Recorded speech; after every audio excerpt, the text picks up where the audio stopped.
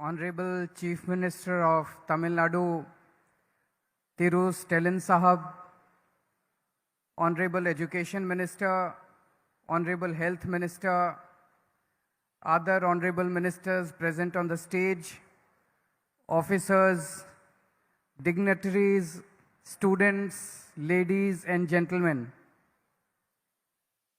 First of all, I want to give my best wishes and congratulate you all on the Teachers' Day today. The teachers are the foundation of our country. I feel we have the best teachers in the world. The difficult conditions in which the teachers in our country work, and despite that they are able to produce results, I salute all the teachers in our country.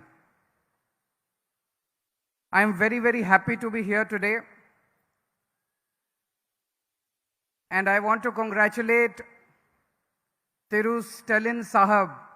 What a way to celebrate Teachers' Day. So many education initiatives are being started today. 26 schools of excellence, 15 model schools, and a very revolutionary scheme, sorry if I pronounce it wrongly, Puttumai Pen.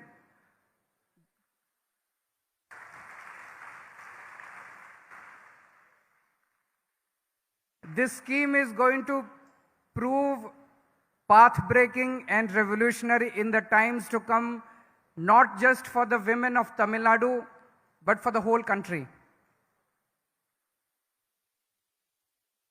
I want to share my experience when Stalin Saab came to Delhi. In the last week of March, we got a message that Stalin Saab wants to come and visit Delhi government schools. I was very surprised because in our country, we rarely see chief ministers going to each other's state and see the schools or the hospitals. Most of the time of a politician goes in politics, and very little time is spent on development.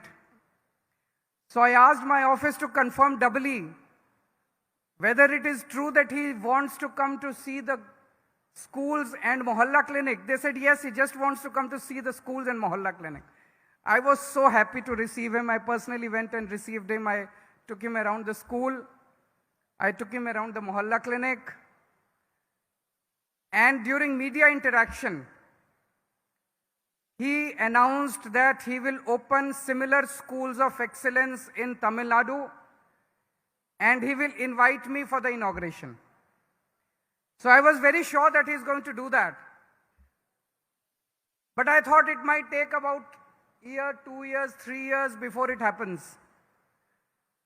Stalin Saab, I'm so pleasantly surprised that you have done it in 6 months. Within 6 months, now I got an invitation to come and make the announcement that 26 schools of excellence will soon be started in Tamil Nadu. I am told that there are already 10 model schools which are working here, and 15 more model schools are going to start now. It is very important that we all learn from each other. India is one country. We might belong to different political parties, but there is so much of good work that each government in each state is doing. And it is extremely important that we learn from each other. This scheme, Puttumai Pen, is this the way we announce it? Is it okay? In this scheme, any girl student who has studied in a government school from 6th class to 12th class,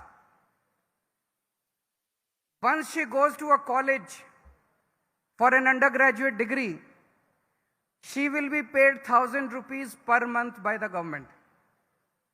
I'm sure this is going to prove revolutionary in the times to come.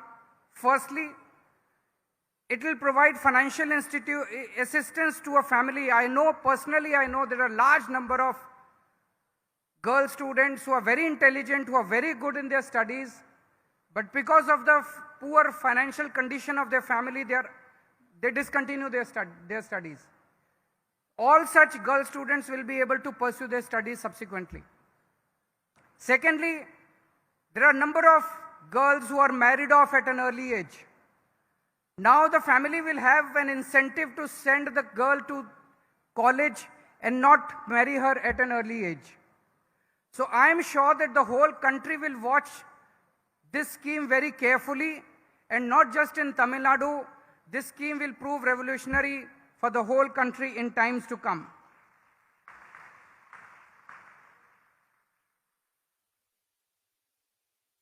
There are 27 crore students who go to school in our country. Out of that, 18 crore students go to government schools, almost two-thirds. 66% of the students go to government schools. And we know that the condition of the government schools all across the country, barring a few, good initiatives are being taken in Tamil Nadu. A lot of work has been done in Delhi. Some other state governments also might be doing good work. Barring a few, the condition of most of the government schools is really, really pathetic. My question is, how can all of us want our country to become #1 country in the world. All of us want the country to become a developed country. But if 66% of our schools, of our children are getting rotten education in government schools, how can the country progress? We can make long speeches, we can make big speeches that we want the country to become a developed country, we want the country to become #1. But unless and until we start providing good education in government schools, as good as in private schools, I think the dream of becoming a developed country will always remain distant. It should be the right of each child born in this country, whether rich or poor. It is the right of each child to get good education and free education in our country. And it should be the duty of each government to provide good education and quality education and free education to each child born in this country. This should have happened in 1947 itself. In 1947, when our country became independent, I think the first and foremost emphasis should have been given on the education to our children. It did not happen at that time. In the last 75 years also, we have not given the required, whatever emphasis was required on the education. But still, if all of us come together, the way Stalin Saab has started this in Tamil Nadu, we have started in Delhi. I think if all the state governments come together, if the central government comes together, I am sure that within 5 years, we can make all government schools in the country and start providing best education. I am very disheartened that in some of the states I keep hearing that the government schools are being closed. In some states, they have started charging high fees, 500. In one of the states, they are charging 500 rupees per month per child in the government schools. If they close the government schools, where will the poor children go for education? How will the poor man educate his kids? Almost 2/3 of our kids will remain illiterate. And in a country where 2/3 of the kids are illiterate, the country cannot progress. So I am so happy that I am here today when so many education initiatives are being launched, and I wish my best wishes to Stalin Sahab, and I hope that he will keep calling me again and again whenever he launches his new initiatives in education, and I look forward to receiving him again in Delhi. Whenever we launch any new initiative, we will always invite him. Thank you so much. Thank you.